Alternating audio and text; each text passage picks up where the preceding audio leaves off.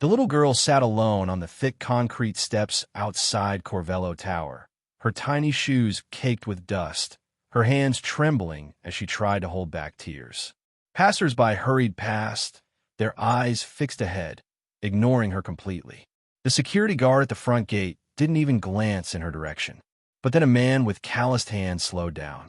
Ethan Brooks, a tired single dad, carrying nothing but a brown paper bag and the memory of his own son's broken toy, knelt beside her.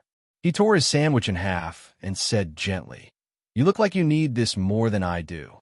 Neither of them noticed the black SUV pulling up behind them until a firm, commanding voice said, "What are you doing?" Sunglasses hiding half her face, the woman's jaw tightened as she watched the girl nibble the sandwich. "Mommy," whispered the little girl. Ethan glanced up, startled. The woman removed her sunglasses. Selena Whitman, CEO of Whitman Enterprises and the girl's mother, studied her daughter and then looked at him. "Thank you," she said quietly. Most people would have walked right past. "I just found her," Ethan began. "I was worried." Selena raised a hand. Her eyes softened as she looked at her daughter, then flicked back to Ethan. "From the 17th floor?" "Yes, ma'am," he said. "I'm just a single dad." Her daughter whispered, "He's nice, Mommy." Selena's jaw twitched in disbelief. "You should probably come with us," she told Ethan.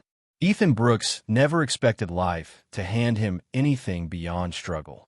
His days began at 4 a.m. with bitter black coffee and ended past midnight when his 7-year-old son, Leo, finally stopped coughing long enough to sleep. A former mechanic turned janitor, Ethan lived paycheck to paycheck in a noisy apartment next to the highway, counting coins and clipping coupons. Yet here he was, climbing into the back of a sleek black SUV with the daughter of the richest woman in the city, unsure if he'd just been thrown into some surreal dream or a nightmare. The SUV smelled of jasmine and polished leather. Lila, the little girl, sat beside him, still nibbling at the corner of the sandwich he had given her. She seemed calm now, safe. Ethan cleared his throat. "Ma'am, I didn't mean to overstep.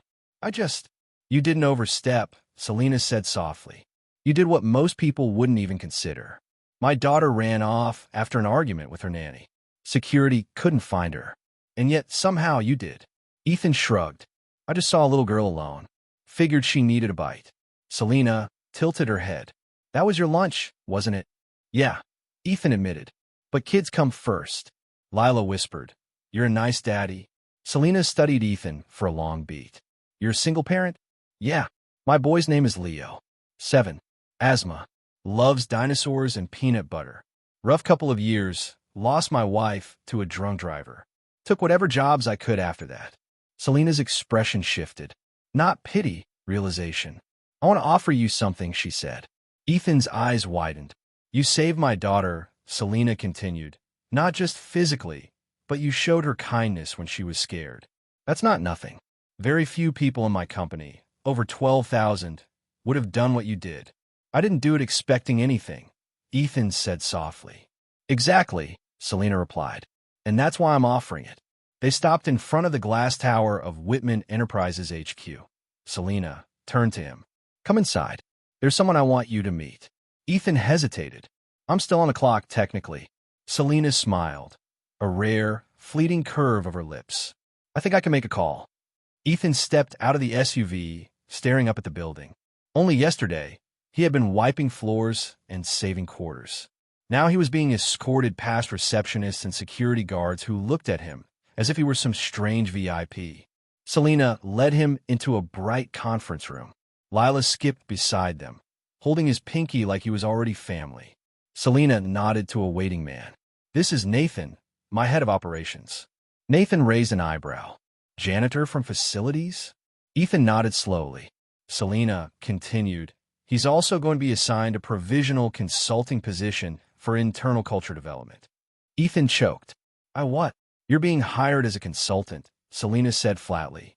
"I'm investing in a human being who reminded my daughter that kindness still exists. He'll shadow various departments, observe, and provide insight from the ground up. Starting salary, $65,000, with health coverage for both him and his son." Silence filled the room. Ethan was speechless. Lila beamed. Selena smiled faintly. You already said enough when you gave my daughter your lunch. For the next week, Ethan observed every department Selena assigned. HR, accounting, legal, facilities. Each day revealed the same truth. The company was shiny on the outside, but morale was low and fear ran rampant. People weren't loyal, they were surviving. Then Friday came. Selena called him to her office. Your company is smart, fast, but scared. People walk on eggshells, not because they hate work, but because they're afraid one wrong move will cost them everything. You've built something powerful, Ethan, but people don't love power, they love purpose. You've reminded them of that. She handed him a folder, a permanent contract, increased salary, full benefits for Leo, and a handwritten note. Kindness isn't weakness. Thank you for reminding me, Ethan. Not everyone was pleased. Downstairs, Victor, Nathan's deputy, was watching.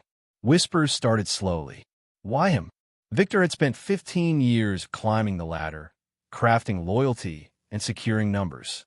Now, a janitor-turned-consultant was influencing the CEO. Victor called a closed-door meeting Friday evening. I have reason to believe Mr. Brooks isn't who he claims to be, he said. Gaps in work history, no degree, no formal leadership training, and yet he's influencing Selena as if he were a founder. Meanwhile, Ethan was in the maintenance lounge, laughing softly at a voicemail from Leo. Dad, I made a dinosaur out of Legos with 25 pieces. Back upstairs, Victor hit send on an email to a private investigator.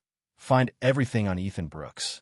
The following Monday, Ethan organized a shared lunch initiative, table talks, encouraging employees to sit with someone from a different department.